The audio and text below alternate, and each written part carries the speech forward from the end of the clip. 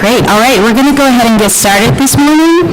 Good morning. I am Chantella Mitchell, the chair of the New York City Rent Guidelines Board, and I'd like to welcome you to this meeting of the board. This is the fourth meeting in a series of public meetings and hearings to determine lease adjustments for rent-stabilized housing units in New York City with leases commencing or being renewed on or after October 1st, 2026, and on or before September 30th, 2027. I will now take roll call. Please respond if present. Arpit Gupta. Present. Brandon Mancia. Lauren Melodia. Present. Sagar Sharma. Here. Sina Sinai. Present. Christina Smith. Present. Adon Soltrin. Present. Maxim Nguyen. And Chantella Mitchell. Let the record show that we do have a quorum. The next planned meeting of this board will be the preliminary vote for rent-stabilized lease adjustments, which will be held Thursday, May 7th. This in-person meeting will start at 7 p.m. and will be held at the LaGuardia Performing Arts Center at LaGuardia Community College in Long Island City, Queens. Doors will open at 6 p.m. If you plan to attend, please use the entrance on Van Dam Street at the intersection of 47th Avenue. We encourage you to arrive early to avoid delays and to help speed the entry for the public. This meeting will also be live streamed via YouTube. Information regarding this meeting is posted on our website, nyc.gov/RGB, in our meeting section. In order to accommodate the needs of the press, the host venue has requested all members of the press notify the Rent Guidelines Board by May 7th at 10 a.m. if they will be in attendance, and if so, will utilize the Mult box for audio. You can respond by calling 212-669-7480 between the hours of 9 a.m. and 5 p.m. or by email at askrgb.nyc.gov. See details in our meeting section of our website. We are planning 4 public hearings for the public to comment on the proposed guidelines. Hearings will be held in Queens on June 5th at the Jamaica Performing Arts Center, in the Bronx on June 8th at the Main Theater at Hostess Community College, in Brooklyn on June 11th at the theater at the NYC College of Technology, and in Manhattan on June 16th at Symphony Space. These hearings will be held in the evening, beginning at 5 p.m. in Queens, the Bronx, and Manhattan, and beginning at 7 p.m. in Brooklyn. The final vote will take place on June 25th, starting at 7 p.m. at El Museo del Barrio, 1230 Fifth Avenue at 104th Street in Manhattan. More information regarding the time and location of the public hearings and final vote will be posted on our website tomorrow. If you're interested in receiving email updates about upcoming RGB meetings and hearings, please go to our homepage and click on RGB email updates under quick links. Members, in your folder, you will find the historical data tables prepared by the RGB staff, as well as follow-up memos regarding additional data requested during the April 9th presentations of the 2026 PIOC and the 2026 Mortgage Survey Report. These are the same documents that were sent to you via email on yesterday. All right, so we will begin today's meeting with the staff presentation of the 2026 Hotel Report. A copy of this report is in your meeting folder, and there are copies of the report here today, and it will be made available on our website after the meeting along with the staff presentation. Just click Research on our homepage to download. All right, so I will turn it over to you, Danielle. Okay, thank you. Good morning. The New York City Rent Guidelines Board is charged with setting annual rent adjustments for rent-stabilized units in Class A and Class B hotels, rooming and lodging houses, and single-room occupancy buildings, all referred to generally as hotels. To assist the board in setting these guidelines, the 2026 Hotel Report includes information on certifications of no harassment for SROs, illegal hotel violations, and the number of hotel units registered with New York State Homes and Community Renewal, as well as the average and median rents in these units. Data from the hotel portion of the PIOC is also included. The New York City Department of Housing Preservation and Development granted 52 certifications of no harassment for single-room occupancy buildings during 2025, a decrease of 25.7% over the prior year. The Mayor's Office of Special Enforcement issued 1,909 violations for illegal hotels in 2025, a 31.5% increase from 2024. The 2026 Price Index of Operating Costs found an increase in the cost of operating hotels of 4.4% between April of 2025 and March of 2026. Per an analysis of registered rent-stabilized units in 2004 or 2005 New York State Homes and Community Renewal Registration data, the median legal rent for hotels and rooming houses is $1,202, and the average is $1,234. The median rent received for rooming houses and hotels is $1,100, and the average is $1,237. A longitudinal analysis of the same set of registered rent-stabilized units in 2024 and 2025 HCR registration data shows that the median legal rent rose by 0.5% between 2024 and 2025, and the average legal rent rose by 0.6%. The median rent received rose by 12.1%, and the average rent received rose by 10.7%. SRO owners may convert SRO housing to other uses after obtaining a certification of no harassment from the New York City Department of Housing Preservation and Development. In 2025, the number of buildings granted CONHs by HBD fell. A total of 52 CONHs were granted to buildings in 2025, a decrease of 25.7%. A total of 60 applications for CONHs were received in 2025, approximately the same number as the prior year. This graph illustrates the number of buildings receiving certifications of no harassment granted by HPD for SROs from 2018 through 2025. A series of laws beginning in May of 2011 strengthened the city's ability to crack down on housing being used illegally for transient occupancy and increase the fines for doing so. In 2025, 1,909 violations were issued by the Mayor's Office of Special Enforcement relating to the illegal short-term rental of units, an increase of 31.5% from 2024. By borough, there were 697 violations in Brooklyn, 653 in Manhattan, 449 in Queens, 63 in Staten Island, and 47 in the Bronx. Between May of 2011 and December of 2025, approximately 29,000 violations have been issued by OSC. This table summarizes, by borough, the violations issued by the Mayor's Office of Special Enforcement in each year between 2017 and 2025. This slide presents data from the hotel portion of the 2026 Price Index of Operating Costs report. Per the 2026 PIAC, the hotel price index for all hotels that contain rent-stabilized units increased by 4.4% this year, compared to the rise of 7.3% in 2025. There were increases in all 7 hotel PIAC components. The insurance cost component had the highest proportional increase, rising by 10.5%, followed by fuel, which rose by 9.6%. More moderate increases were seen in maintenance, 6.2%, utilities, 6.0%, administrative costs, 3.5%, and labor costs, 3.3%. The change in taxes, which makes up 35% of the hotel index, was nearly flat, rising just 0.1%. Among the different categories of hotels, the index for traditional hotels increased by 3.5%, rooming houses by 5.6%, and SROs by 5.4%. Each year, staff use the 2 most recent registration files from New York State Homes and Community Renewal, or HCR, to analyze data on hotels and rooming houses. Only those buildings likely to be hotels or rooming houses are included in the analysis.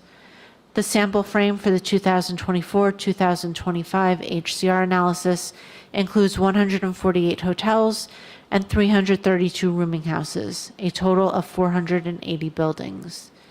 In 2024-25, 367 of the 480 buildings in the sample frame were registered with HCR. Because 2025 filings are not complete as of the publication of this report, the buildings in the sample frame are also searched for in 2024 data. However, data from 2025 was utilized for nearly all of the data in the report. Owners of buildings containing rent-stabilized units are required to register annually with HCR with detailed information about the buildings they own and the units within them as of April 1st of each year. In total, 12,323 hotel and rooming house units in 367 buildings were registered in 2024 or 2025. Of these registered units, 5,269, or 43%, were registered as rent stabilized. For the 5,763, or 47% of units that were registered as temporarily exempt, the most common reason cited is hotel/SRO transient. An additional 1,291 units, or 10%, were registered as either vacant or permanently exempt. The HCR registration data can also be used to determine how many buildings are being used primarily for permanently rent-stabilized housing. As based solely on HCR registration data for the total of 367 hotels and rooming houses identified for the 2026 hotel report, 115 of these buildings have a proportion of permanently rent-stabilized tenants of at least 85%. Within the 115 buildings that are at least 85% occupied by rent-stabilized tenants, there are 3,898 units. Note that this table relies solely on owner-reported unit counts from HCR. A more detailed discussion of unit counts in hotels can be found in the report. This slide will present a quick explanation of the types of rents that can be registered with HCR. Owners can register up to 3 different types of rents with HCR during the annual registration filing as of April 1st of each year. All rent-stabilized units have a legal rent. Under current law, the legal rent provides the maximum amount able to be collected by owners either currently or upon vacancy for those tenants who pay a lower preferential rent. A preferential rent is defined as the rent that owners charge to tenants that is lower than the registered legal rent. Under current law, future rent increases are based on preferential rents until vacancy, at which time the owner may collect up to but not more than the legal rent. Actual rents are the rents that are paid out of pocket by subsidized tenants, with the balance being paid by government programs. The RGB uses the HCR registration data to calculate a 4th type of rent, rent received. This is an estimate of the rent actually being received by the owner, generally speaking, the legal rent, unless a preferential rent has been recorded. The rent received is the best estimate of the revenue owners are currently receiving for each unit.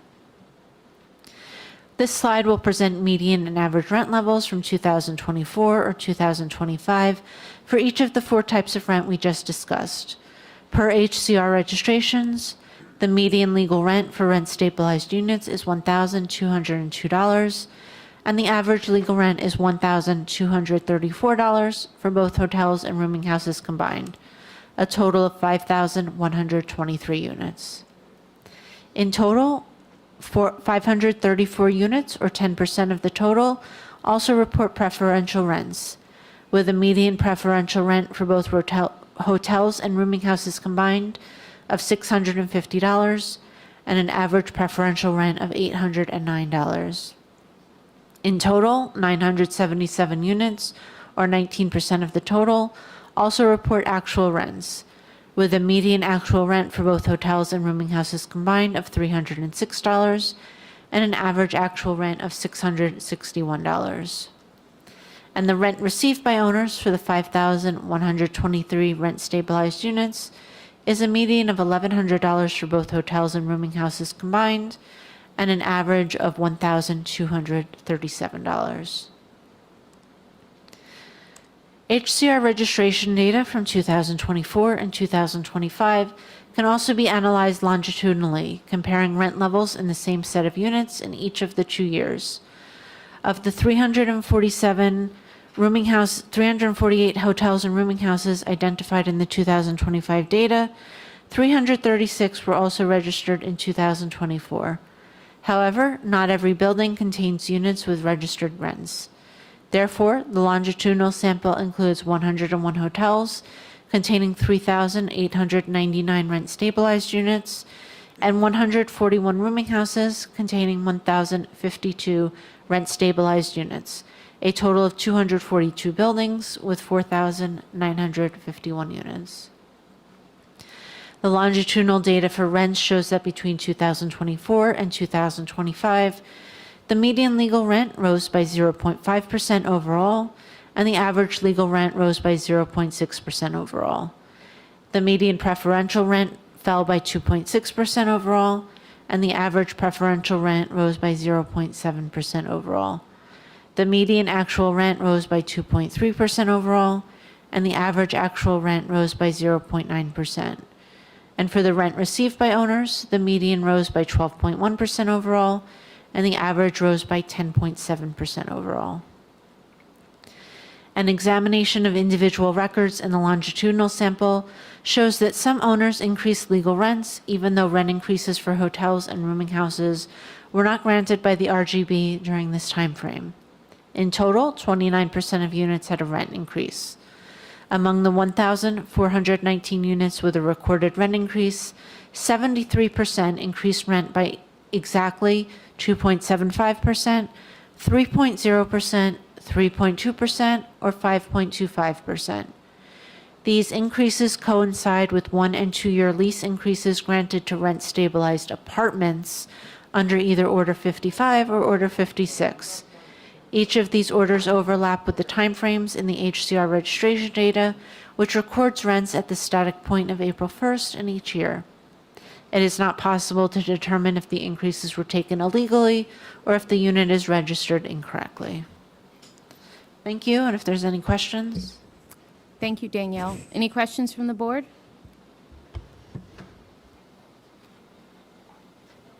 All right. Okay. Thank you. Thank you. Okay. So next, we will transition to hear from our owner panel, which is scheduled to go until 12:20. The board will take a break from 12:20 to 1 o'clock, and then in the afternoon, we will hear testimony from the tenant panel from 1 to 3:30. So I'll welcome the owner panel to come up, and I'll introduce you all. I don't have the agenda. Who is presenting first? Which group? Yes, Kenny's first. Oh, okay.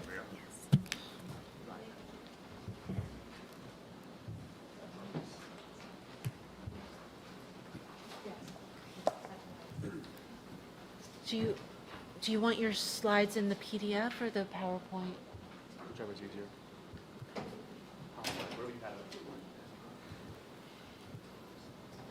All right. So we would like to welcome Kenny Burgos from the New York Apartment Association. Thank you so much. Thank you. You allow me this. Pull it up. Yeah. I'm sorry. Do you want me to do the slides? Sure. Yeah.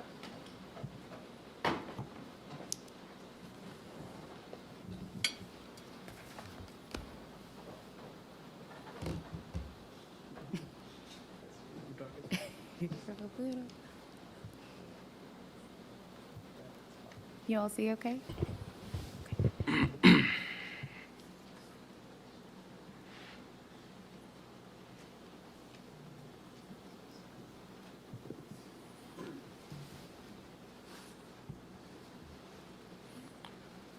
All right. Let's get the first slide up. Chair, board members, first I want to thank you for the opportunity to testify. My name is Kenny Burgos. I want to begin by acknowledging the affordability crisis facing renters in this city.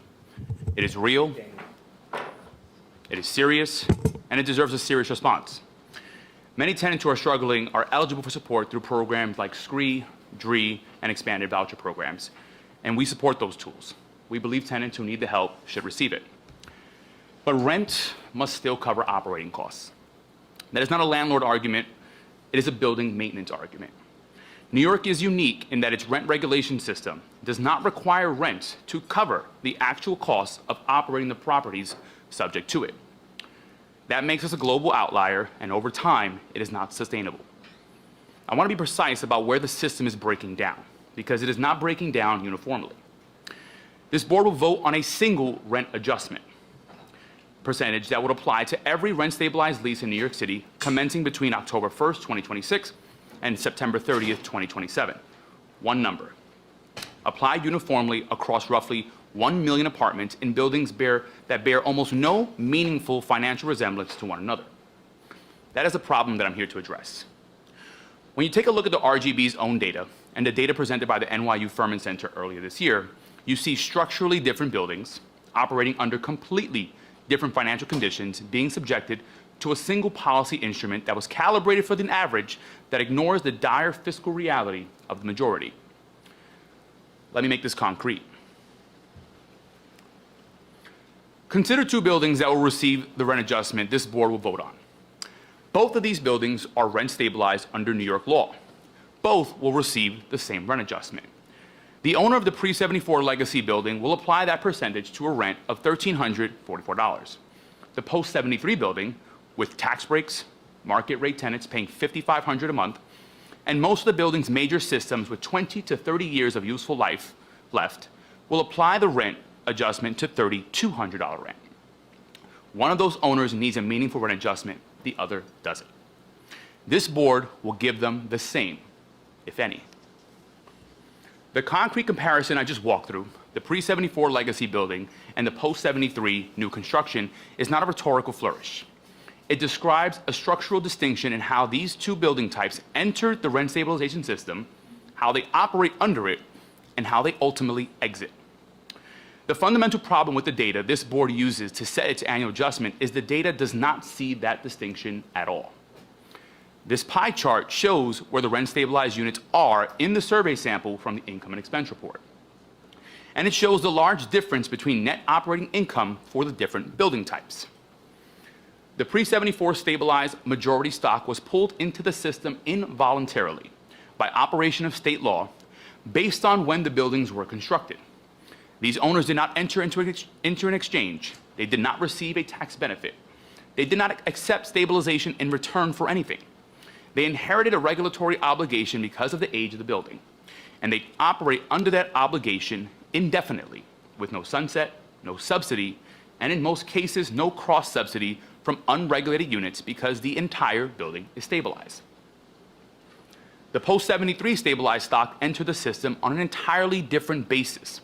These buildings, through voluntary agreements, are in stabilization because their owners receive something in exchange for it. These buildings are also typically mixed income, with a market rate portion whose revenue cross-subsidizes the regulated units. And they exit stabilization when the abatement expires. The Furman Center, in its March testimony to this board, demonstrated that this segmentation is possible and that it produces dramatically different financial pictures. When you separate the pre-74 stock from the rest, you see a troubling trend of net operating income decline. Gross income growing at roughly 10% against expenditures growing at roughly 30% from 2019 to 2025 in inflation-adjusted terms. This is in large part due to the RGB defunding majority pre-74 buildings for a decade, as this chart breaks down. The RGB's mandate is not to calibrate a rent adjustment weighted to the average. It is to set an adjustment that produces a sustainable outcome for the majority regulated stock. When the RGB's definition of regulated stock contains two regimes with opposite financial profiles, the result is a systemic defunding of the majority pre-1974 stock. We had a little fun with this slide. This board has heard from HPD last week about rising building distress across the city. They're doing great work to help preserve buildings, but they don't have the capacity to meet the need of the distress. The analogy we use is 100 hardworking firefighters trying to put out blazes in 5,000 buildings. It's not possible. Additionally, there is work underway with the administration on longer-term structural solutions. Insurance market reform, property tax relief, local law 11, cost mitigation. That work matters and we support it. But those solutions will take years to materialize. Owners cannot fund emergency repairs today based on promises of future relief. A rent freeze now would not hold the line. It would deepen the problem immediately in the buildings that are already closest to the edge. And in case you are wondering, yes, we do believe more than 5,000 buildings are currently in severe financial distress. A tax-abated post-1973 building and a financially distressed pre-1974 legacy building are not the same thing. They do not have the same costs, the same revenue, the same capital access, the same tax burden, or the same operating risk profile. They have almost nothing in common except the legal label, rent stabilized. They shouldn't be lumped together. The income and expense study clearly shows this. The Furman Center has documented it. The PIOC component data shows it, and this board, with full access to all of it, is preparing to vote one number for both. We have two asks of you. First, base your decision on the condition of pre-1974 housing outside the core of Manhattan.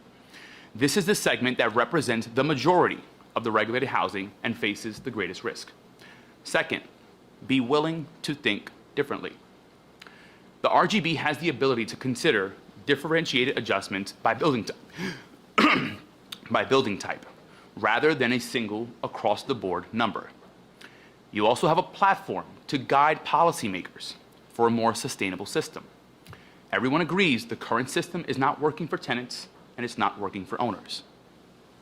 If we want to preserve this housing, rent must cover costs, and the tenants who need help must be supported directly. That is the path to a more stable and equitable system. Thank you. Thank you. Questions from the board? Yes, Arpit? Yeah, thanks for the testimony. So just to pick on the last point about differentiated adjustments across building type, could you just elaborate on that? Like, what could you give a concrete example, or like, what do you have in mind specifically? Well, this board previously was able to provide adjustments for low rents in a nominal amount as opposed to percentage. So there was a time where the board differentiated those adjustments. So we're simply saying you have an ability and the latitude to decide and think creatively, and we ask of you to do so. Brandon? Thanks, Kenny. I have a question about insurance and the rise of a lot of the data has shown that the cost of insurance is a big driver behind the increase in costs generally. So what are your members saying about that? What's behind it? Do you have any data or research of your own that you've done around it? And what do you make of what you mentioned briefly there, the City Hall proposal for reform? Absolutely. Thank you for that. Insurance, I think, has been one of the key components that both City Hall, ourselves, and many others who speak on this housing from a policy perspective that has been detrimental to this housing. You have cases in the Bronx where only 2 or 3 operators are even deciding to insure in that borough. As a result, we've seen major increases. We've taken a look at the data that the RGB has put forth, and we have seen some discrepancies. I think your number is somewhere around $111 per month per unit. We have heard from some owners where it can go as high as $150 per month per unit. Now, granted, these can differ by borough, by city, but one thing we can say for sure, the trend is alarming. Insurance has increased by well over 100% in the past 5 years, and when you're taking that much of the revenue from a regulated stock, that is coming at a direct cost to the experience of tenants, to the quality of these buildings, and taking away money that can work to improve these buildings that are in deep distress. And you asked me, you asked me about the City Hall's proposal. We are in support of City Hall in any method looking to address this. We thank City Hall and the mayor for addressing a crisis head on. It's yet to be seen what the details will be of that, and certainly the results. This is my point earlier, where this kind of relief is still years out. And if I recall correctly, the universe that proposal hopes to capture is something like 20,000 apartments, if I'm correct here? 20,000 the first year, to 100,000. Yeah, going up to 100,000 now in 1 million rent-stabilized units across the city. Obviously, that's not capturing the entire universe. So it will be helpful. We support it, but it will not help every building.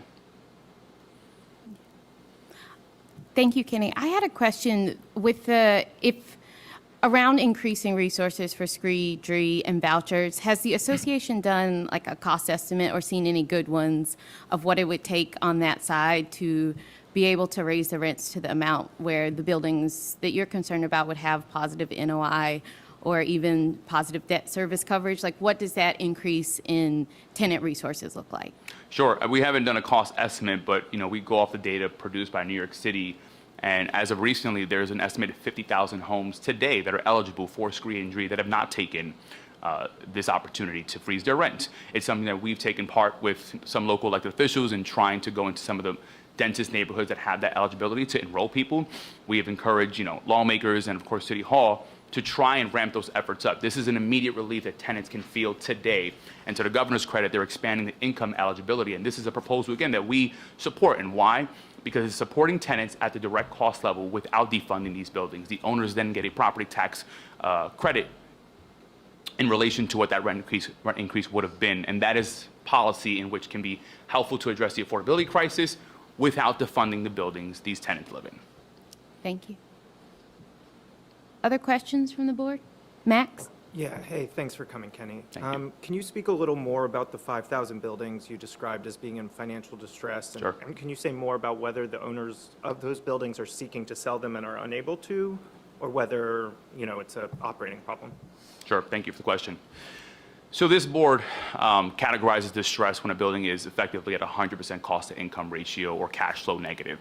And based on that, we have about 10% of the stock that RGB would consider to be in distress, already an alarming number. We would respectfully disagree in that categorization of distress. We are using, the Mamdani administration used the Pinnacle portfolio and described it as very low averaging rents and concerned at it being an unsupportable business with $1,300 averaging low rents. By that definition, there are about 1/3 of the housing stock in rent stabilization that would qualify as very low averaging rents and an unsupportable business. So we think anywhere between that and certainly, of course, cash flow negative would be considered a distressed building, which is why we estimate about 5,000 buildings are in deep distress. Your question about owners either willing or being unwilling to sell, obviously, in many cases, because of what's happened over the past several years, many of these owners find themselves with mortgages and debt that exceed the revenue today and their valuations. That would, of course, incur many owners to try and sell a building and have to pay a bank or pay to spend money to sell their building. Obviously, many owners find themselves in a financial scenario where they don't want to be. That is not an easy decision to make. Every single building, every owner is going to have a different financial scenario based on when they purchased, based on their business model, based on the building's rent rolls, just given there's been so many evolutions of this rent stabilization system. But it's no question that what we're seeing today is people who are selling their buildings for steep discounts, 50, 60, 70, we've seen as high as 90%. And that is causing me great concern as well. Other questions from the board? All right. Thank you, Kenny. Thank you so much. All right. Now we will welcome Ann Korchak, Jose Tour, and Sophia Hefesto from the Small Property Owners of New York. Oh, okay. And we can wait for him.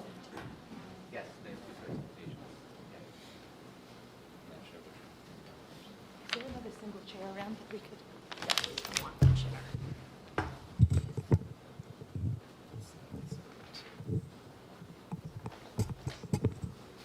Which presentation are you using? Is he I guess we'll go Sophia first because Jose just walked out. on there?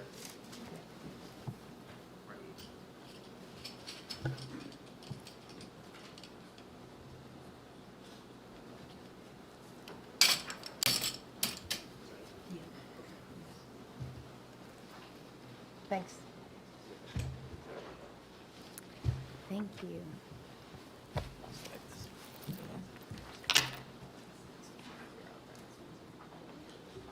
If you need help with the next presentation, just let us know. Okay.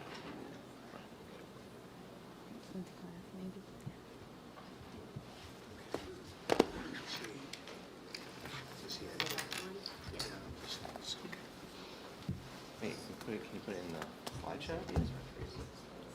This is what they wanted open, Oh, so, Yeah, but it's a PDF.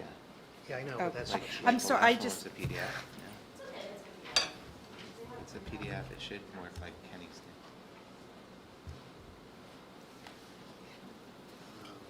I don't know which one it is. Danielle, how did you open up the other one?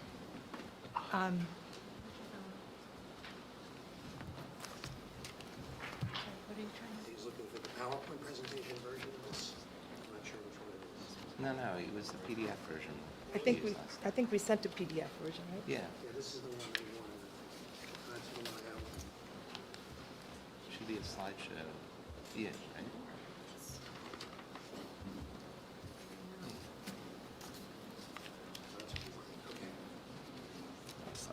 Yeah. I was like, I know I did 10.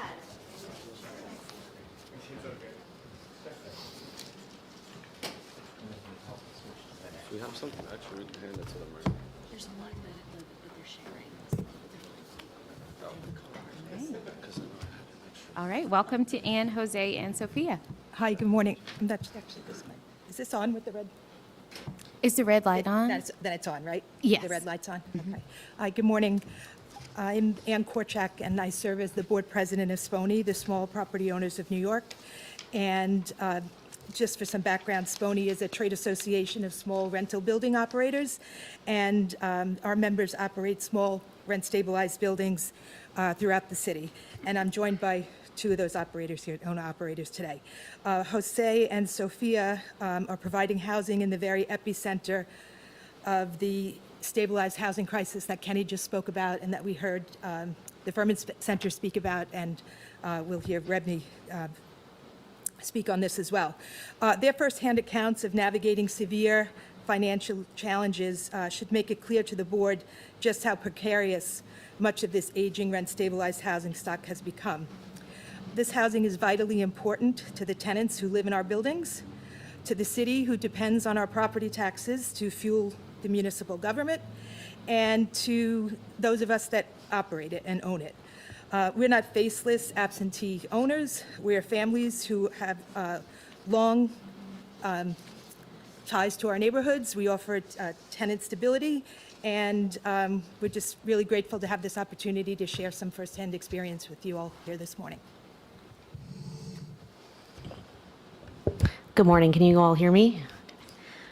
So as Ann said, thank you for this opportunity. We appreciate being able to kind of share the reality that we find ourselves in every day operating this kind of housing stock. A little background about this property. We have a portfolio, but we focused on one just because of time limitations.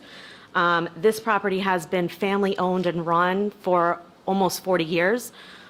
If you go to the next slide here, the properties we operate are all in the Bronx in various areas.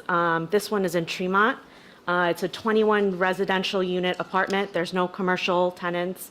It's a over 100-year-old building. It was built in the 1920s, 1924. It's approximately 16,000 square feet. It's almost fully occupied. There's 20 units. If you look at the numbers, all the data is from 2025, so it's a very accurate, real-time snapshot of the finances and the current financial stability of this property. If you look at the bottom over there, we show that, these buildings, because they're stabilized and due to the 2019 laws, there are preferential rents, which mean that there was discounted rent provided to these tenants. So despite whatever the legal rent is, the building is generating less income each month because there's a discount. So if you look, the legal rent roll is about $29,000. The actual rent that's coming into the building is $26,000. And then if you look at what the annual collection is, it's even less because a lot of time we have delinquent tenants, we have, arrears, significant arrears on the properties. So, it's really important to emphasize that even though there's a preferential rent amount and there's a legal rent roll, the building is still generating a lot less money. This is a screen capture of the total annual operating costs. So you see the top 4 categories are pretty much fixed costs. The building can't change these. These are set by outside forces that they have no hand or, messing with. The water sewer is set by the city. The gas is set by Con Ed rates. The delivery fees have significantly increased on this property. The property insurance is already affected because many carriers, as Kenny testified, have pulled out of the Bronx. And we even had to remove umbrella because we just couldn't afford it, and there were no carriers of providing it. The property taxes, again, keep increasing, and the rest are the different categories: management fees, super fees, repairs, common area electric. The total operating costs are $308,241. So just based on the numbers, we're already operating at a negative NOI.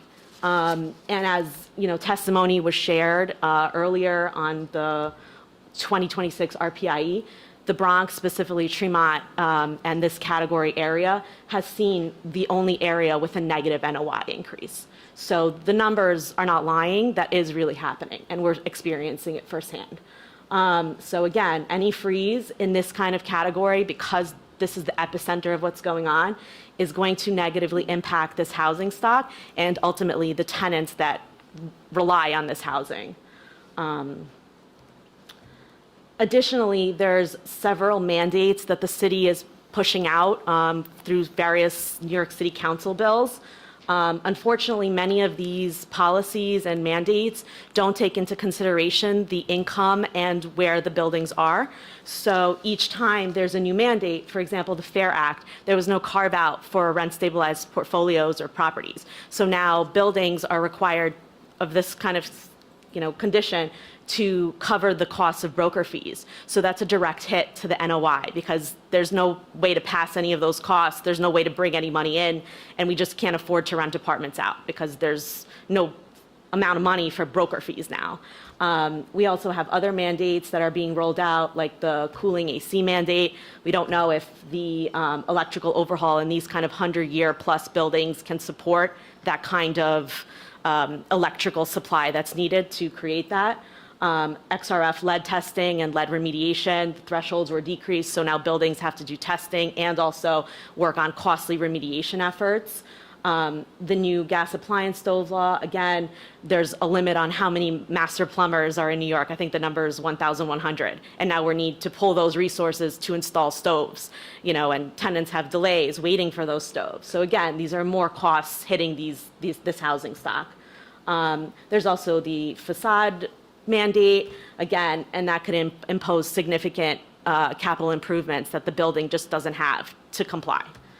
So again, it's more and more costs that rent-stabilized housing, pre-war buildings are being forced to pay that they simply just don't have the money to do. And then a significant amount of money, in this portfolio has almost over $100,000 in arrears. So that's even less money that the building has to operate. And some of it is from chronic non-payment cases where the same tenants we're seeing are in court again and again and again.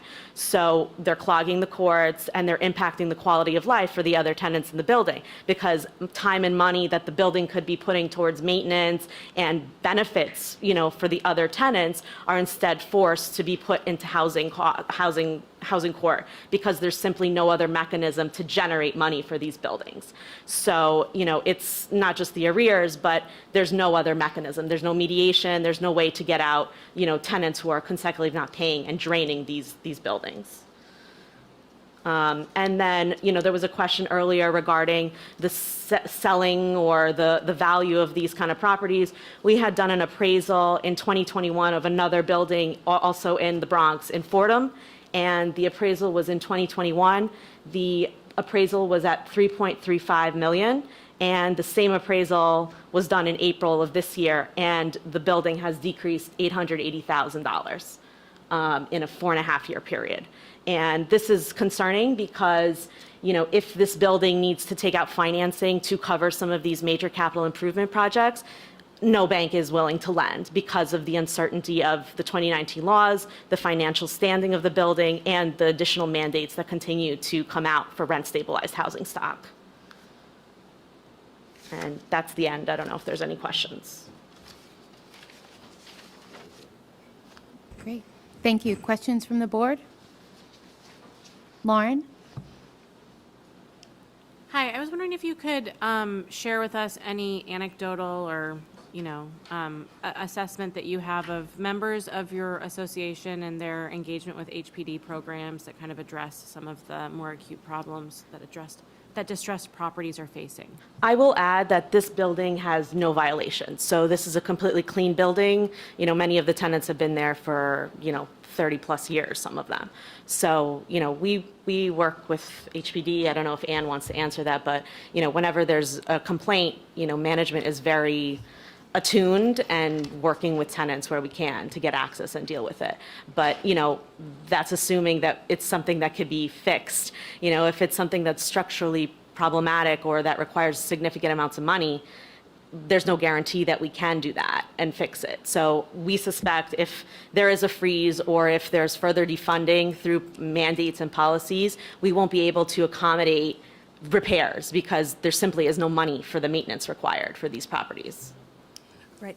And to your question, I don't know of any owners or members of our organization that have successfully gotten support, through any of those HPD programs. On the state side, DHCR also has a hardship, and the program was set up back in the 90s, and just the application process itself is could be years in the making, and it's just been incredibly difficult for those that have attempted to take part in that to navigate it and have a successful outcome. So could you maybe expand on that a little bit? Because I think Lauren was asking more specifically about HPD. Yeah, right, and I don't know, subsidy capital repairs I don't know program. any building owners that have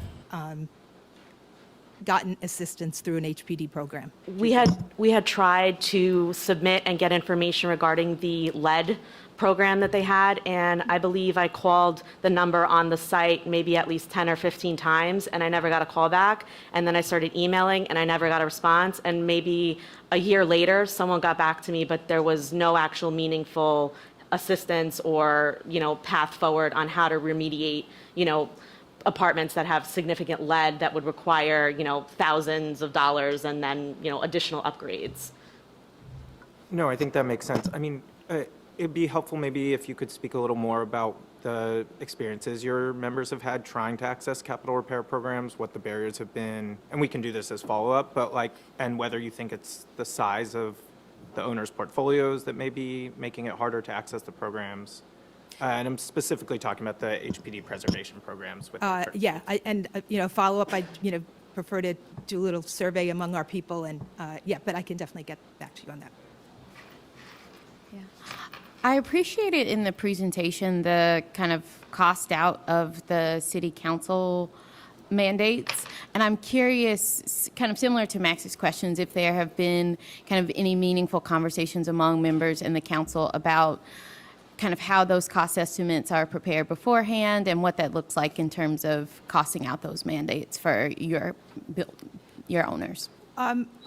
Since I've been paying attention and active, oftentimes, I'll look on the city council website where they list the legislation, and there is a tab on there for financial impact. And typically it says none, because there is no impact to the city. But I don't recall being asked, if I ever testified at any hearing, like the gas appliance I didn't actually testify at that one, but there doesn't seem to be a whole lot of consideration on the operational side what the cost of some of these programs, or not programs, laws will be. Or the viability. I mean, the biggest concerning one that's coming down the pipeline is probably the AC mandate, because, 100-year-plus buildings electrically may not be able to support AC units on every, room.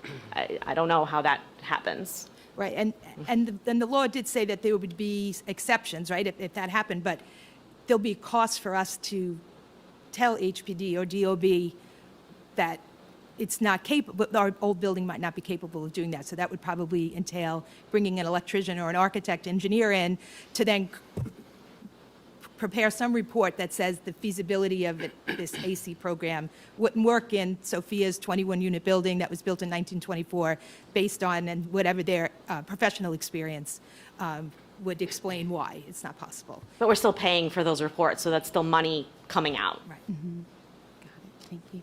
And I was curious towards the beginning of the presentation where you talked a little bit about arrears and collections. So as we're kind of looking at this specific segment in the Bronx, we are also in our income and affordability looking at how different the tenant experience is in the Bronx. And you mentioned things like mediation or other resources that would be helpful in terms of kind of avoiding eviction, limiting those costs. Are there specific programs or things, not that are available to you now, but that you found are helpful? Because I imagine as rents go up, collections could become more of an issue if there's not something to ensure that tenants are able to pay. Well, Scree and Dree is a program that really works for everybody. Earlier this year, was asking for some feedback among our membership, and it's one of the few times where the overwhelming response was, that really works. There's not a lot of roadblocks. And I mean, the only problem is sometimes, with a tenant who maybe has connectivity issues, right? That sometimes the owner will sit down with the tenant, at a laptop and get it through. But overall, it's a program that works. And I think Kenny said earlier, right, that there may be another 30,000 people that are eligible for it but don't use it. So being able to expand that would be great. And I know I speak for every owner when I say if we could avoid housing court, we would love to be able to do that. So mediation maybe it's not widespread, it's not common right now, but if there was a program to be able to do that, that would be helpful. Go ahead.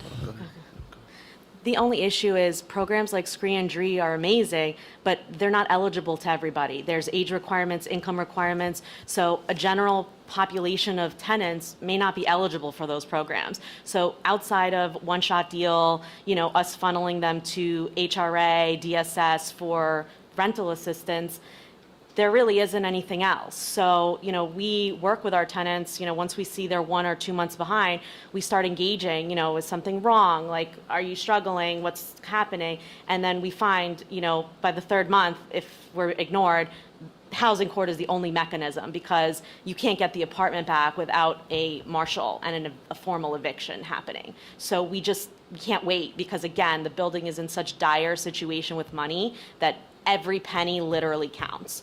So in these situations, by the time we get to the point like further down, some of these cases start with 2 months of arrears, and by the court case being done, we're at almost $30,000 or $40,000 in arrears. So even if a program was going to pay out, they may not be able to pay out that full amount. So it's a very, not great system for everybody, for tenants, for landlords, for the court people, for legal aid. It's the whole system. Yeah, I would echo what they would say, and I think it really becomes a lose-lose situation for both the landlord and the tenant because of that delay. Once they stop paying, then once the court proceeding starts, and then to when what typically happens, the most common thing for us, since we work with our tenants and try to establish rapport and understand their situation to the best of our ability. And what usually happens is they end up once in court, they typically receive a one-shot deal, but typically on average it takes about a year for that to happen, and we don't see much assistance with the staff in court to help them push and receive the one-shot deal a little quicker, so it leaves everyone in limbo. Especially the tenant, which doesn't know what to do and is very concerned, and then we're obviously taking a big hit from it. And sadly, I've been on the very, I would say the most difficult situation was because my grandfather has owned and operated buildings in Washington Heights since 1979. So we had a tenant that received 2 one-shot deals, totaling over $60,000 in arrears. This particular tenant, I actually sat down with him to apply for this one-shot deal, and because there was no follow-up, the application faltered, and it ended up pushing this case over a year. Eventually, he did what he needed to do in the end to receive the one-shot deal, and it took about 3 weeks. Surprisingly. Now this same tenant robbed my grandfather last September, and he ended up at gunpoint. He ended up dying 2 weeks later after getting a stroke. the following day after the incident.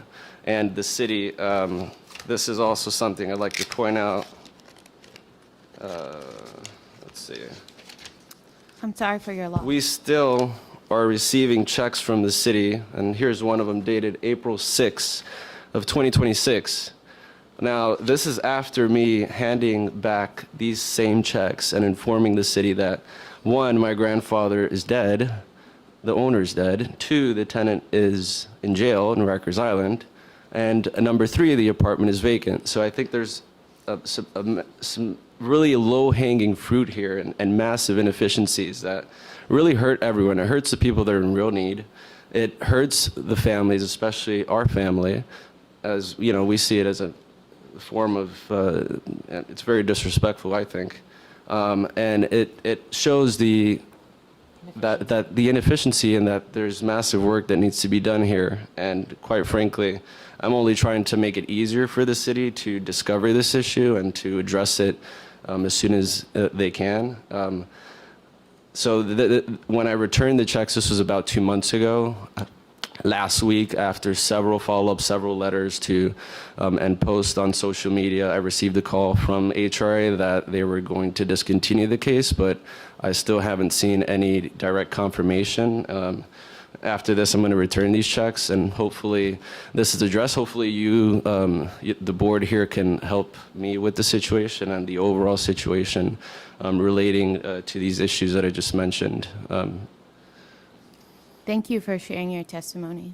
Okay, actually, Jose, you have your building expenses Yeah. too. Why don't you just, you have a snapshot too. I don't know. Jose's in Washington Heights, another spot, you know, epicenter. I don't know how to get to that one. Do you guys download it or Other questions from the board while we get the additional data up on the screen? you guys know which one? Lauren? One quick, like, definition question that I feel like I missed at the beginning. No.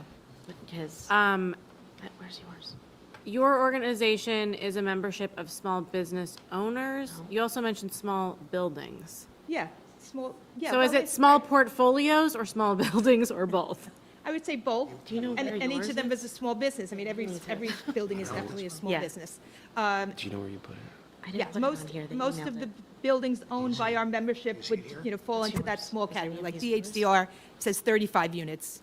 Most of our members are in like that 6 to 25 unit, like usually walk-ups, not elevator buildings, you know, those types of cross, you know, on the block, not like a bigger avenue, not like a bigger building on an avenue. It tends to be cross streets. Yeah. It's also kind of deceptive because you can say someone is a big building or a portfolio, like they have 100+ units. That may be very large to a landlord or a housing provider that only has a 2-family home.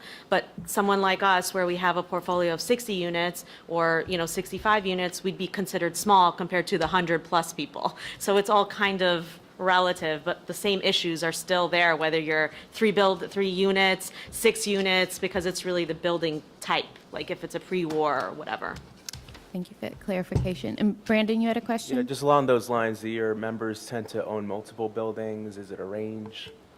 I know my family owns 2 10-unit buildings on the same block. That's pretty common, you know, 2 to 3 buildings, or a single building, yeah. I don't know anybody that owns like 15 buildings. Yeah. Well, thank you, everyone. I'd like to formally introduce myself. My name is Jose Tour.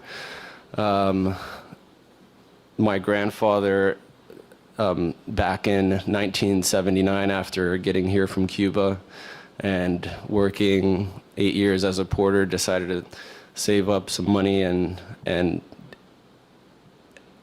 initially make a $25,000 investment into a building in Washington Heights, where he dedicated and spent his life from 50 years old till 99 when he passed last year on October 8th. He operated the buildings till the last day, doing accounting, making repairs. So he knew every tenant. He knew the building inside out and dedicated his life to it. And he didn't speak English up till the last day that he was alive. So he really gave it his all and was a big member of the community and helped everyone, his tenants including, whenever they came under hard times. So it really means a lot to me to be here, and and to share his story, his hard work, and live up to his values. So thank you very much. Here, I want to make it as crystal clear as I can. My situation here, and I won't hesitate to say it, this is really the best case scenario. And what I mean by that is our buildings, we own 2 buildings in Washington Heights, one being 20 units, the other 25. We have no mortgage, and we do almost everything in-house. I myself am carrying the superintendent duties for free to help the family, and I live in the building. I know all of the tenants in the building. I've known them since I was a kid. And here I wanted to share just a brief summary on the financials that we're faced with. So this board, since 2019, has approved rent increases, and we're speaking for 1-year leases here of 13.4%. Now, an NYC actual inflation based on BLS data has gone up 26.3%, leaving us with a 12.9 percentage of a spending gap here. Now, these are the big 4. These are what we can't control and what has unfortunately been rising tremendously high. So here you can see, our property taxes have gone up 14% since 2019, insurance 118%, heating oil, which is massively understated due to the war in Iran, at 32% since 2019. It's not factored here, the Iran war situation. And then water and sewer at 20%, which makes up 74% of all of our OpEx. These combined are $317,000 per year. Now, our total operating expenses are really 80% of the rent that we collect, right? Our monthly rent is $968, and I'd like to reiterate that these are all rent-stabilized apartments. 100% are rent-stabilized here. The monthly costs being $874 to maintain each apartment. And also, this is the best-case scenario. We have no mortgage. Property manager serves as an on-site superintendent, myself. Most owners in this city have neither. And many don't have the experience needed to keep the costs low, which we do. My grandfather taught me what I know, and if it wasn't for him, it'd probably be very difficult for me to maintain, to keep costs low by fixing the things that we need to fix on the fly with our tenants, and also being on site is a major advantage.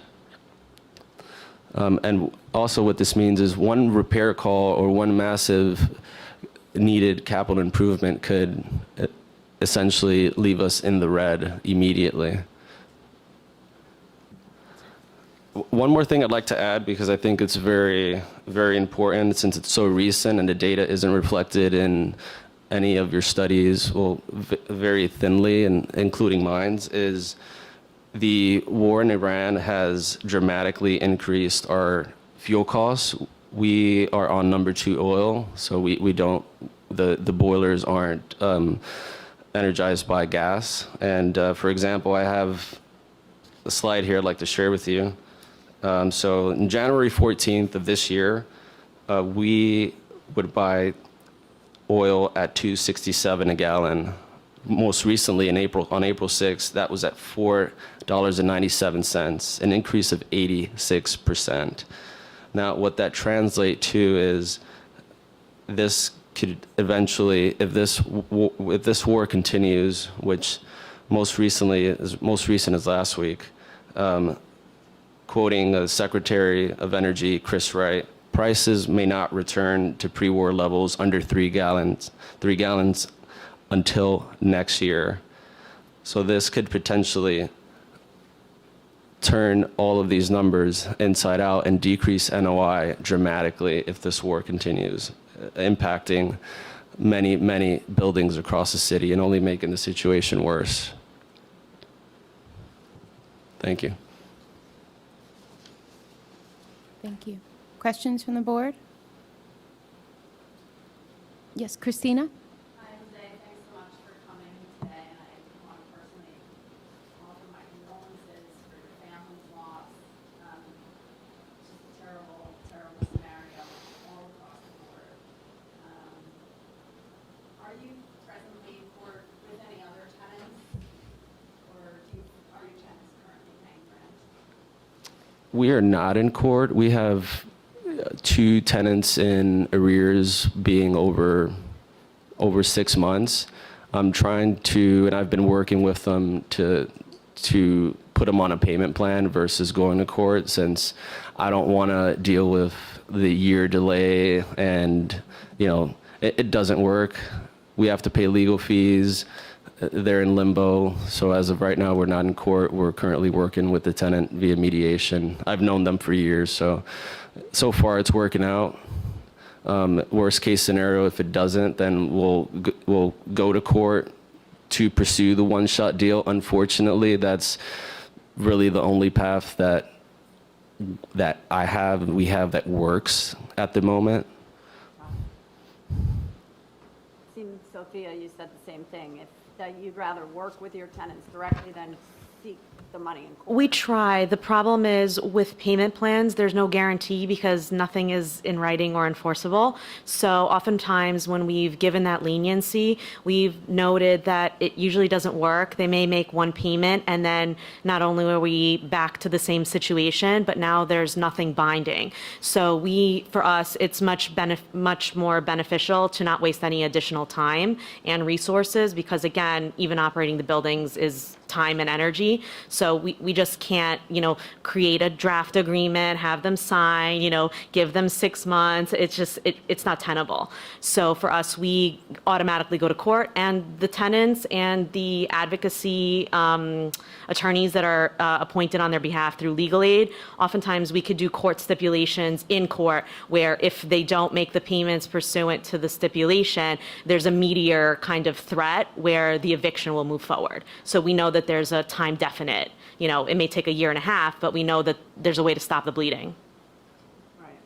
One more thing I'd like to point out.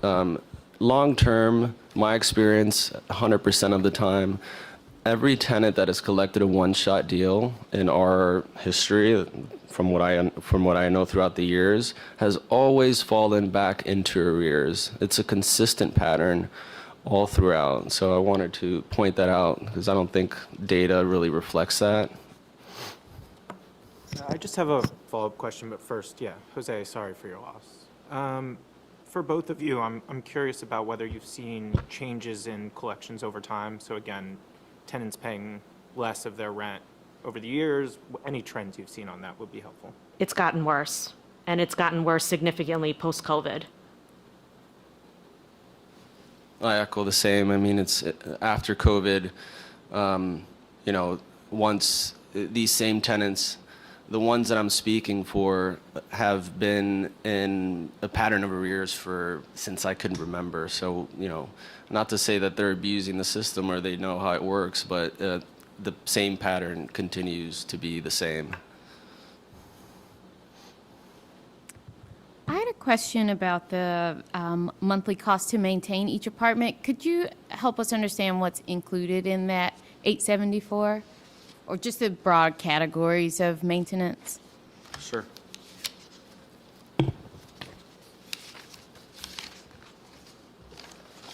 So as I mentioned, the what makes up over 74% of it includes property tax, property insurance, heating oil, water and sewer. The rest of it is management fees, our porter, on-call repairs, utilities, electric and gas, that being supplies, chemical treatment for the boiler specifically, extermination, internet for our cameras, and just a contingency built for building maintenance. Thank you. Yep. And Other question? Oh, yeah, I Max. just have one more. And Sophia, just to the extent you could share this, it'd be helpful. Could you give us a little information about the loan you have on the case study property, general terms? Yeah, it is I want to say a 30-year? I'd have to check it, but the percentage rate was about 7.8. We're due for a refi. We're trying to refi because the rate is just so high. And we've actually been told that the lender we worked with, which was Freddie Fannie, are no longer covering or loaning to rent stabilize. So we have no choice but to look for another lender. So, it's another concern because we just don't know how we're going to get financing at a more affordable rate. They said no lending to rent stabilize in New York City, period. I don't know what they said, but they're just not even looking to do a recast or a refi. So it's not an available lender. Thank you. Yes, Christina? Specific question is if you've noticed year-over-year increases in your Con Ed common area electricity costs, say the last 2 to 3 years. Yeah, I mean, everything's gone up. The delivery fees are killing everybody. Right, and Con Ed just got approval for an 11% increase, I believe, for electric and 9% for gas. But like Sophia said, the delivery costs now are equal To the service, yeah. Right, the usage. And we can't, I mean, even if we try to contact Con Ed to say, maybe there's something wrong with the meter, the reading, they pawn it off to the owner to bring in, licensed people to check everything. And that's more costs that we just simply can't take on. Yeah, so if you have zero usage, or you get it down to zero usage, you still have a fixed cost that's continually rising. There's also mandates, like we're required to have the common areas lit up. We're required to have outdoor building lighting on. So, we can't really mess with those because you run the risk of an HPD violation or, someone getting hurt because it's dark. We don't want that. So, Understood. Sina? Jose, my condolences. And a question for Sophia. I was just wondering, if you could maybe elaborate a little bit more about like the refinancing situation and like over the years, the kind of support that you've been maybe hoping to get, and how the landscape has changed and what you might like to see in terms of like solutions that support those types of financing solutions. I mean, usually when a building needs to take financing, it's a hard decision to make. Nobody wants to be in that situation. But, if you need money immediately for an improvement or whatever you need, you kind of have to just make a judgment call and see, hope that the numbers work. The way that the lenders usually look at everything, they take an appraisal of the property, they look at the rent roll, they look at all of that, and then they do an algorithm to see, if they're going to loan to you. I mean, we can't really control that because it's up to each lender's guidelines. For us, it was a big slap in the face to find out that Freddie Fannie aren't going to work with us because, it's the government. But, it's the climate. It is what it is. And, the citations and the continual echo in the sentiment from, the banking industry that we're hearing is the 2019 laws and the inability for these buildings to get any meaningful income is really affecting the landscape and for loans. So we don't know how it's going to shake out. I mean, we're trying as best as possible, but with the war in Iran, it may not even make sense to refi at this point, and it's just going to be more money that we're just spending on interest. Right, and similar to insurance, there are less banks interested in making loans, to rent stabilized buildings. I think it was last year, right, there was the discussion about toxic debt, what had been with the Signature Bank. Those loans, they were referred to as toxic, and I think that just puts more banks in a. Off. But yeah, right. That the underwriting these loans is not very appealing, right? And Red Signature obviously did a very large portion of those loans, and other banks, are rethinking, the thought of, carrying more of this debt on their books.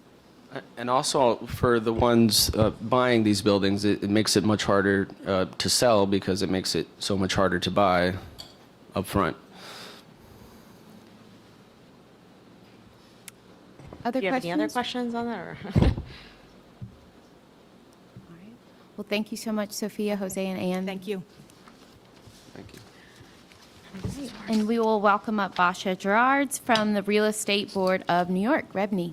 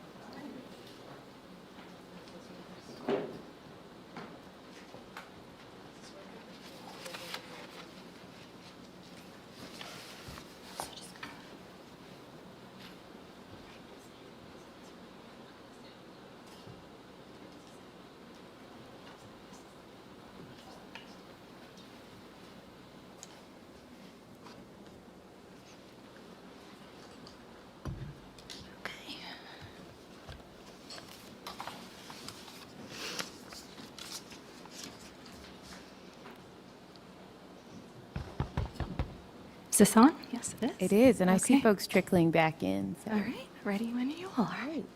Welcome, Basha. Thank you. Good morning, Chair Mitchell, board members, RGB staff. My name is Basha Gerhards, Executive Vice President of Public Policy for the Real Estate Board of New York. REBNY is the city's leading real estate trade association representing commercial, residential, and institutional property owners, builders, managers, investors, brokers, salespeople, and other organizations and individuals active in New York City real estate. An important part of the housing ecosystem we represent is the owners and managers of tens of thousands of rent-stabilized units pre- and post-1974. Thank you to the members of the New York City Rent Guidelines Board for the opportunity to provide our perspective regarding rent adjustments for the city's rent-regulated apartments as part of this year's proceedings. The annual rent guidelines issued by this board are the only system-wide mechanism for aligning rents with rising costs, covering basic apartment turnover expenses and, by extension, for preserving housing quality in stabilized apartments. We strongly support tenants receiving aid and support amongst ongoing affordability pressures, such as through city and state voucher programs. However, long-term housing quality and financial sustainability for stabilized buildings require that rent adjustments keep pace with cost growth given the current regulatory structure of rent-stabilized housing in New York City. To help inform the board's decision with the most current data available, REBNY commissioned a study led by HRNA advisors to analyze more current income and expense data and changes since 2019. Based on prior conversations with the board, staff, the NYU Furman Center, we made a point of gathering more information on buildings with fewer than 11 units, whose information is not available to the board from their current data pools from the Department of Finance. This is the 5th year REBNY has conducted this survey. The April 2026 TC201 study, which is enclosed in the appendix of the written testimony, includes data for 2025 that was submitted to the City of New York in March 2026. The study was conducted in April of this year with outreach by REBNY and industry partner SPONY and New York Apartment Association to the owners and managers of rent-stabilized housing. This study utilized a longitudinal data set of 2,533 entries spanning reporting years 2017 through 2025 across approximately 1,025 buildings to examine rising owner expenses and their impact on income over time. Data submissions for reporting year 2025 included over 22,000 units and consist largely of buildings in Manhattan and Queens, driven by building sizes of 100+ units. The 2025 reporting year data set contained 48 buildings smaller than 20 units. Most buildings were 20 or more units, with the largest buildings concentrated in Queens and mid-sized buildings concentrated in the Bronx. The 2025 data set was comprised primarily of medium and large buildings, with a larger representation of buildings less than 20 units than in prior years that we've conducted this survey. 66% of the buildings submissions were rent stabilized at 90 to 100%.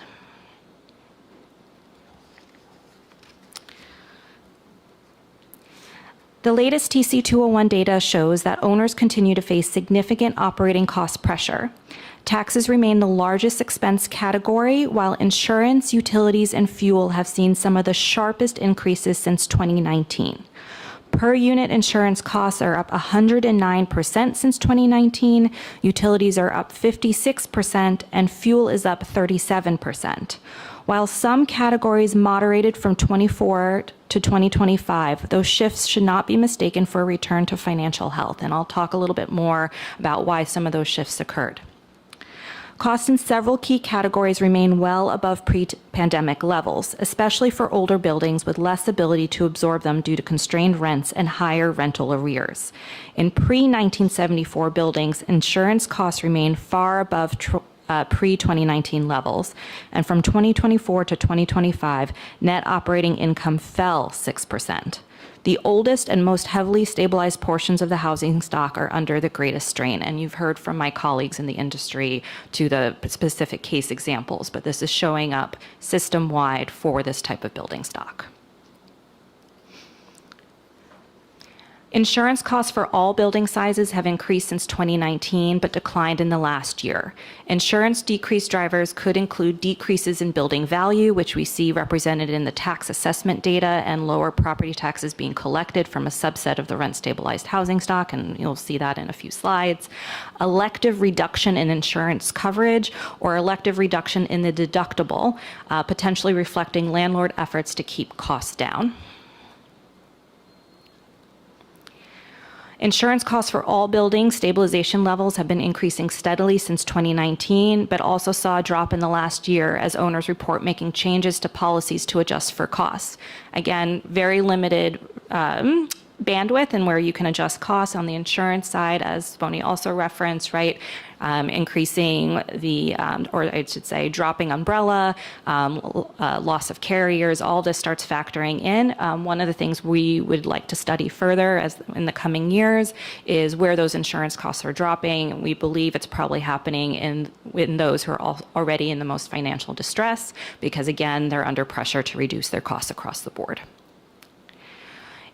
Again, though, generally speaking, insurance costs have been one of those big drivers in expense growth and have been increasing steadily since 2019, with costs for older buildings surpassing newer buildings in 2023.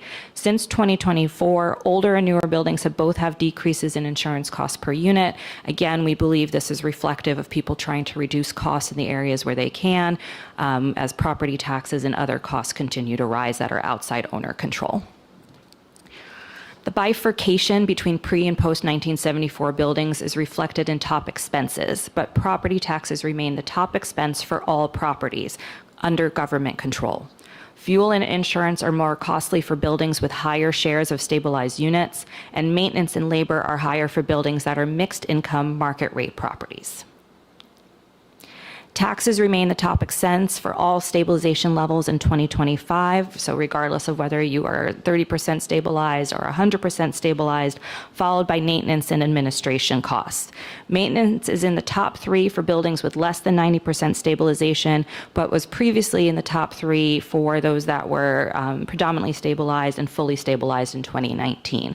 What I want to flag here is that maintenance is dropping out of the top 3 expense. Again, this is something that is controlled by owners and is a way they can reduce overall expenses. We also see this reflected then in general investment levels in the applications for individual apartment improvements with DHCR, building permits, and other metrics for what is happening to housing quality.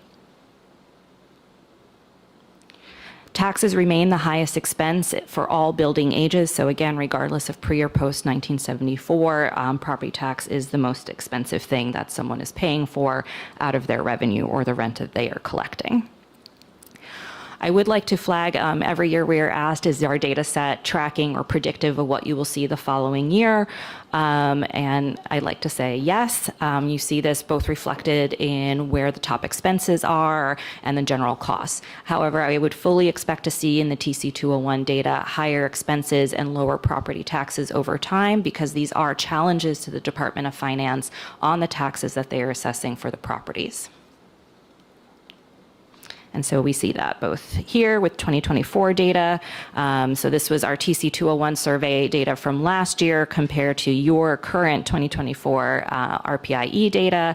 And looking at the prior year, our TC 201 2023 survey, which we presented in 2024, as compared to what you all looked at then the following year, the 2023 RPIE data. Tracking average monthly expense spending on insurance demonstrates the potential of TC21 data to be a leading predictor of RGB data in the following year. So we see this tracks very closely over the last several years for what we see. We would expect you also to see then a slight decrease in insurance, but again, insurance overall has grown incredibly exponentially since 2019, year over year, and is impacting smaller, older, fully stabilized buildings greatest. So looking at what this means for those cost pressures on the income side, looking at here, we are looking at income varies a lot by geography, and this is really important. Core Manhattan is clearly different from the rest of the city. We also see this reflected in that same pattern shows up in the comparison data too. The citywide number can hide real differences across boroughs and submarkets. This is not just a one-year issue. The same split has been there over time consistently. Core Manhattan is very different than the markets in Upper Manhattan, Brooklyn, Queens, Bronx, Staten Island, and even the rest of the city. When you look at New York City without Core Manhattan, you see those numbers align more closely with what we would expect to see in, quite frankly, in the Bronx and Queens, where you have probably the largest concentration of stabilized apartments. Newer buildings show higher income driven largely by unregulated units. That is part of why post-1974 buildings are not a good stand-in for the whole system. And again, a lot of those post-1974 newer construction buildings are located in Core Manhattan and in the Brooklyn and Queens waterfront. And this is really a result of various public policy mechanisms, including 421A, which was responsible for nearly 70% of all new multifamily, including new rent-regulated and rent-stabilized units over the last 10 years. Revenue growth is not keeping pace evenly across the system. We see this kind of breaking out, especially when you look at more fully rent-regulated apartments versus unregulated rental apartments are able to keep pace with expense growth. And in a lot of cases, when we're looking at mixed income buildings, such as under those programs, whether it's 421A, Article 11s, or other preservation programs from HPD, they are actually asking the market rate apartments to cross-subsidize those affordable units. And this is also true for even the as-of-right zoning programs like inclusionary housing and now the new program, Universal Affordability Preference. Looking here, you can see the split again very clearly between pre-1974 and post-1974 with the NOI. Net operating income declined 6% for older buildings, while it increased 11% for newer buildings from 2024 to 2025. Overall, older buildings have seen a decline in NOI since 2019, whereas newer buildings have seen an increase in the same period. Looking at NOI by stabilization, or a percentage of the building that is stabilized, buildings with the greatest portion of rent-stabilized units have seen declines in NOI since 2019, while those with lower portions of stabilized units have increased or remained stable since 2019.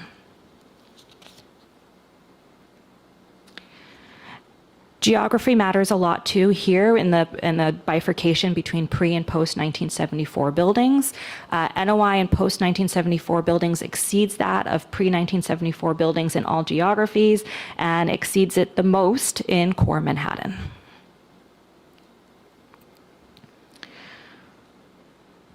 This is where the pressure is most visible. Over the last year, older buildings demonstrated a decrease in all categories shown, with NOI experiencing the greatest decrease. While gross income has decreased since 2019, expenses have increased 6% since 2019. For the newer post-1974 buildings, NOI has increased 27% since 2019, while expenses have decreased and gross income has remained relatively flat since 2023. I do want to reiterate again here, post-1974 buildings are on a different track, both in terms of their financial health, the quality of their buildings, and generally what they have access to in terms of, again, the ability to access market rate rents to kind of fill the gaps of anything the RGB does or does not do in its annual proceedings. Very quickly, I just want to close with a quick note on the underlying data. TC 201 give building level income and expense information that is more current than the data the board usually has the opportunity to work from. Again, this is reflective of RPIEs are not filed for buildings with less than 11 units, so we are pleased we're able to present to you building information for those types of properties. The RPIEs are also given to you for the previous full year, and this is a function of when your proceedings start and when that information closes. We do a lot of effort, and we're really grateful to our industry partners for their outreach this year to all the owners and managers to make sure we can start to pull in more information and make sure we're fully representing geographies across the city. Hopefully next year we'll have some people volunteer from Staten Island, but certainly would encourage the board to also ask for the TC 201 information, as that's a way for you to also get some of this more current information for your proceedings as well. So the last thing I'll add about the data itself, and then I'll just land on some concluding remarks. We gather the forms, we, on the back end, match this with the Pluto data set. This is how we're able to do things like building age, total number of units, make the consideration about what percent stabilized this is, and then sort the buildings into typologies based on the number of units, the geography aligned with the Rent Guidelines Board categorizations, and building age. This enriched data set is then queried to calculate the average per unit income and expenses by category across building size, geography, and age. We do lump labor, maintenance, and miscellaneous expenses into one category at this level, just because these can be miscategorized through the forms themselves, but happy to spend some more time in Q&A if you'd like in terms of what those things can cover. And we then compare our data set to the most recent income and expense study from the RGB to identify significant variances in other areas for future research. So, to end, to keep buildings in good physical condition for the people who live in them, we encourage this board to take a holistic view in its 2026 guideline deliberations, one that considers operating expenses, the share of distressed properties, and localized financial pressures. The most recent RGB income and expense study shows that while citywide net operating income increased 6.2% between 2023 and 2024, the citywide average masked serious geographic disparities, which I covered today. Now more than ever, the RGB has a responsibility to ensure rent adjustments do not fall behind expense growth. I also want to provide context for core Manhattan's NOI. Many of these properties include market rate units because of the way they were developed and financed, which makes them structurally different from older stabilized buildings outside core Manhattan and those 100% stabilized and affordable projects subject to city, state, and federal programs.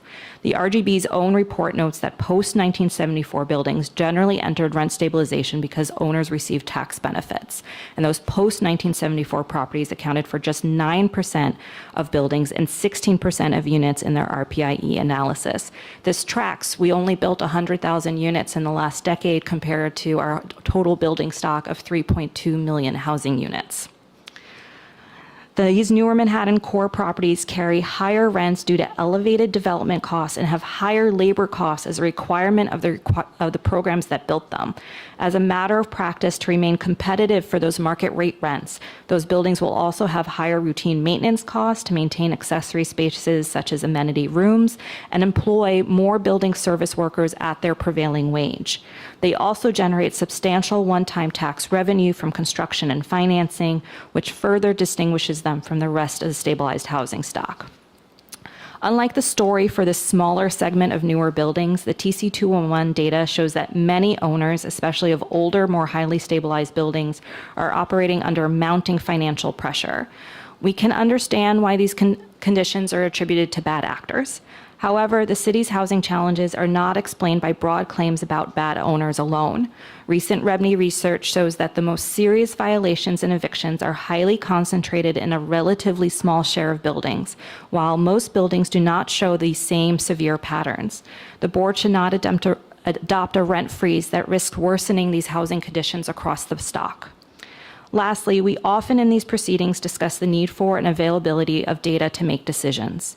We believe both DHCR and DOF must continue to improve access to critical, already collected data by the agencies on rent-stabilized housing, including regular publication of building-level registration data with stabilization percentage by quartile and zip code-level data on vacancies and individual apartment improvement activity. Better access to this data would help the board and the public evaluate the health of the stabilized stock more consistently. We would encourage the board, for example, to request the 2025 TC201 forms for those buildings with less than 11 units for next year's proceedings. In the interim, we hope the board will consider the points we raised today and the spirit in which this data is collected, which is to provide real-time information. As long as policy continues to limit revenue while property taxes keep rising, we will continue to see further erosion in the quality of the rent-regulated housing stock and worsening conditions for the New Yorkers who live in those apartments. We urge the board to adopt guidelines that reflect the financial realities facing large swaths of rent-stabilized buildings today and ensure the long-term health of this critical segment of the city's affordable housing. Thank you again for the opportunity to present the 2026 TC201 survey and offer this testimony. Thank you, Basha. Questions from the board? I had a question about the last piece. Yeah. So Kenny shared very candidly that the apartment association's stance was that one needs a rent adjustment and one does not, in talking about the different segments. Is that similar to REBNY's stance, that there, as you point out the differences among the stock, that one needs, one doesn't, or? Look, even new construction has to bake in expense growth, and there's only so much pressure we can put on the market rate apartments. I do view a rent freeze as increasing rents then on every single person who's in a market rate apartment in a mixed income building, because they will be forced to fill the gap. Quite frankly, interest rates still continue to go up. You have the same constraints on utilities. But if we're talking about what are the things that pre and post 1974 buildings need, it's about degrees. Does every single one of these buildings need to keep pace with expense growth? Yes. So therefore, especially at vacancy and at turnover, where there's significant costs, regardless of its new construction or pre-1974, the rent adjustments that Rent Guidelines Board do are critical. Pre-1974 needs a lot more than just the RGB, but the RGB is what we have today. We do not have a functional individual apartment improvement mechanism. MCIs were significantly curtailed. There is no such thing as a vacancy allowance anymore. Quite frankly, the programs at the city and state are significantly limited by the amount of money that is available to them. And the HPDQ for preservation deals, I have been advised, can take as long as 4 to 5 years. And unfortunately, for a long time, it took a year just to get a project manager. The Article 11s, which are a really important source of preservation deals, those require city council sign off. And J51, which used to be, I'd say, one of the more popular tools for preservation in the rent-regulated, rent-stabilized housing stock, especially for pre-1974, even that avenue was clocked off with the changes made several years ago that the program would only be for buildings that were 50% income restricted, and the stabilization stabilization requirements were removed. The Senate right now has proposed in their one-house budget a reform to the program because it's up for renewal to allow 90% stabilized or greater buildings to qualify for the benefit.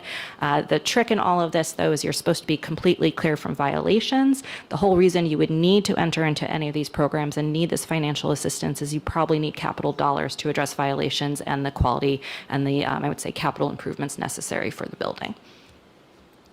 Thank you, Basha. Other questions? Max?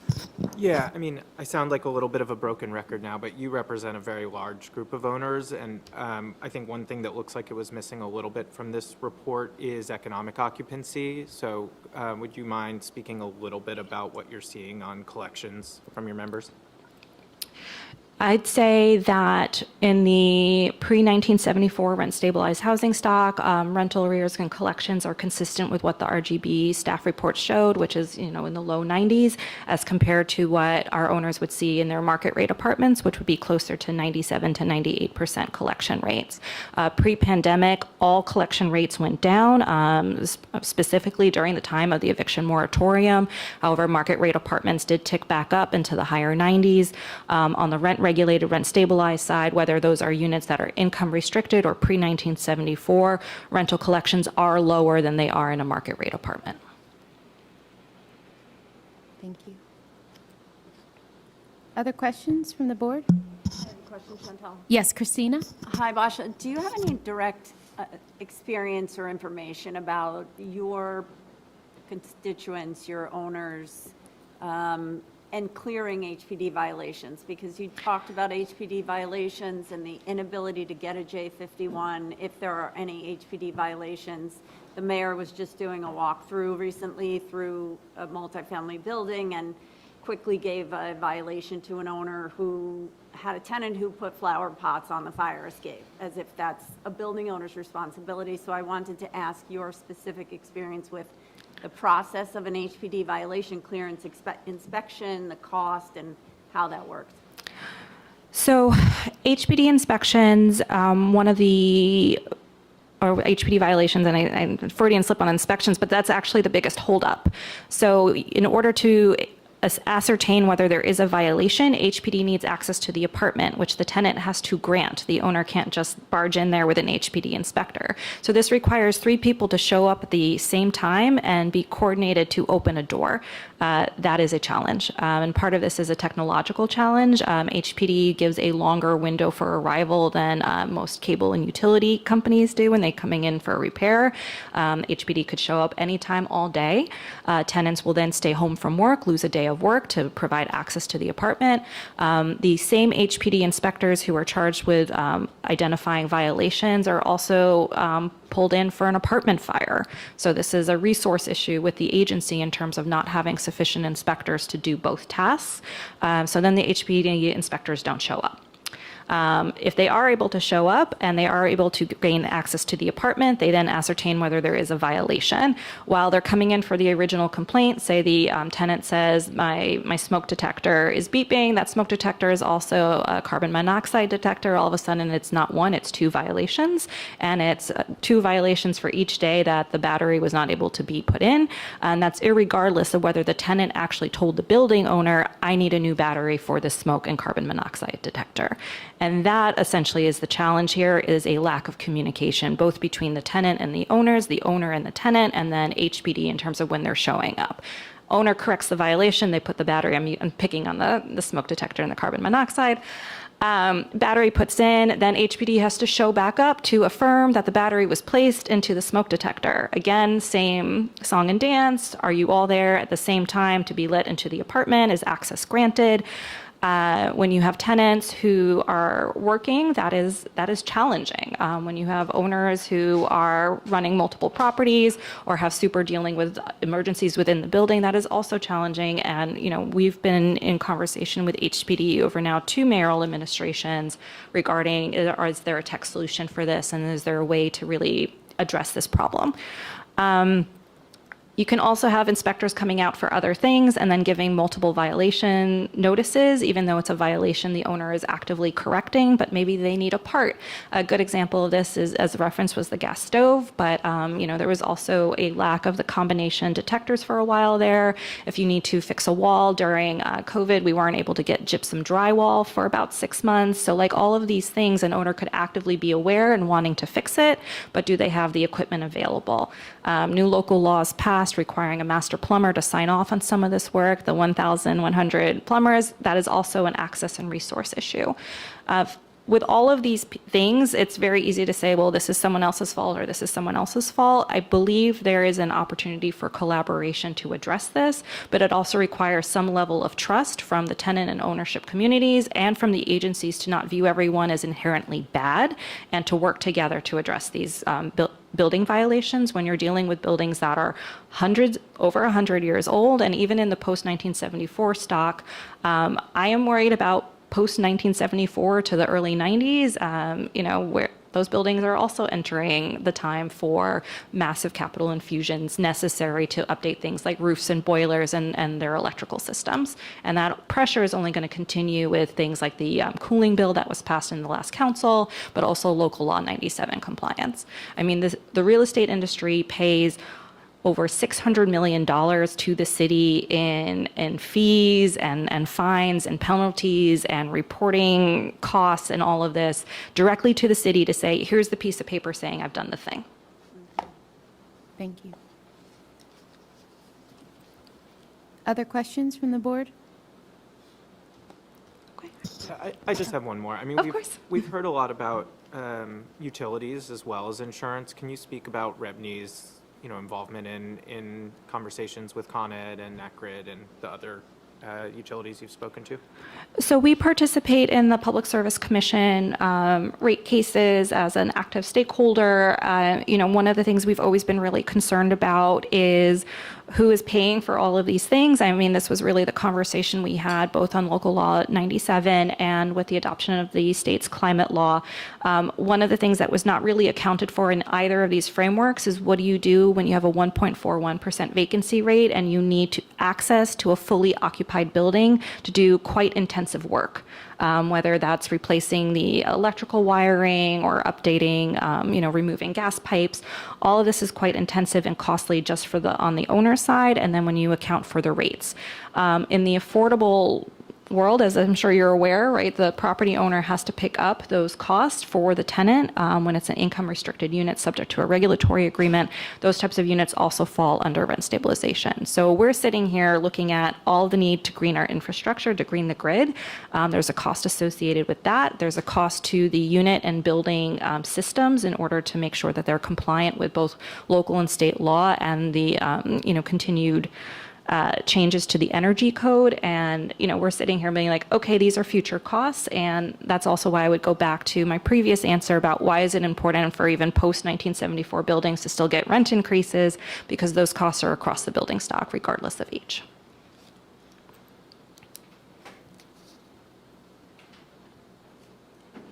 Any other questions? Thank you, Basha. You're welcome. Thank you for having me today. Absolutely. Do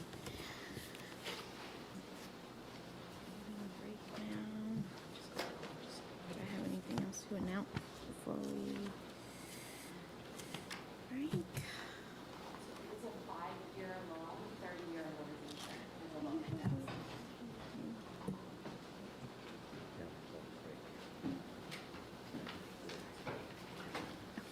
Any discussion among the board before we go to break? It's hard to say yes to. So we will now go to break before we start with the tenant panel in the afternoon.